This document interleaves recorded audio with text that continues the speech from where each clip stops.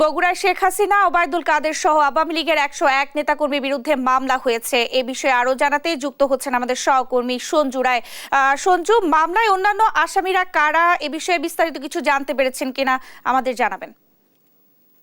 বিরোধী ছাত্র আন্দোলনে গত 4 আগস্ট বগুড়ায় শিক্ষক সেলিম হোসেন নিহতের ঘটনায় আজ সাবেক প্রধানমন্ত্রী, বাংলাদেশ আওয়ামী লীগের সভানেত্রী শেখ হাসিনা এবং সাধারণ সম্পাদক ওবায়দুল কাদের সহ 101 জনের নাম উল্লেখ করে বগুড়া সদর থানায় একটি হত্যা মামলা দায়ের হয়েছে, যেখানে অজ্ঞাত আরো আসামি করা হয়েছে 350 জনেরও বেশি।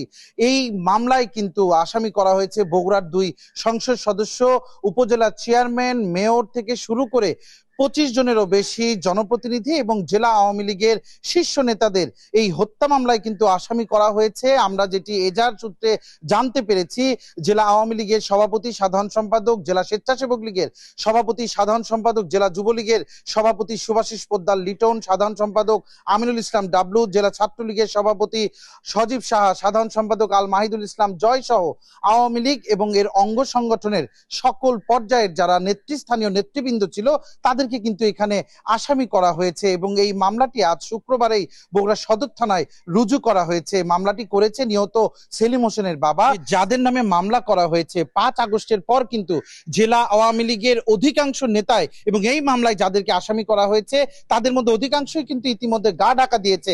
তবে আজ সকালে আমার কথা হয়েছে জেলা পুলিশ সুপার জাকির হাসানের সাথে। তিনি যেটি বলেছেন যে যেহেতু আজকে মামলাটি রুজু হয়েছে, তারা তদন্ত সাপেক্ষে যত দ্রুত সম্ভব এই ঘটনার সাথে যদি তারা জড়িত থাকে তাদেরকে তো অবশ্যই আইনের আওতায় আনা হবে এবং সুষ্ঠু তদন্ত সাপেক্ষে ন্যায় বিচার নিশ্চিত করা হবে মর্মে কিন্তু জেলা পুলিশ সুপার জাকির হাসান আমাদেরকে নিশ্চিত করেছেন। এখন আমরা হয়তো পরবর্তীতে আরো বিস্তারিত জানাতে পারবো। অ্যাডভোকেট আব্দুল বাসেদ এবং বগুড়া সদর থানা সূত্রে যেটুকু তথ্য আমি পেয়েছি তা কিন্তু আপনাদেরকে আমরা জানানোর চেষ্টা করলাম।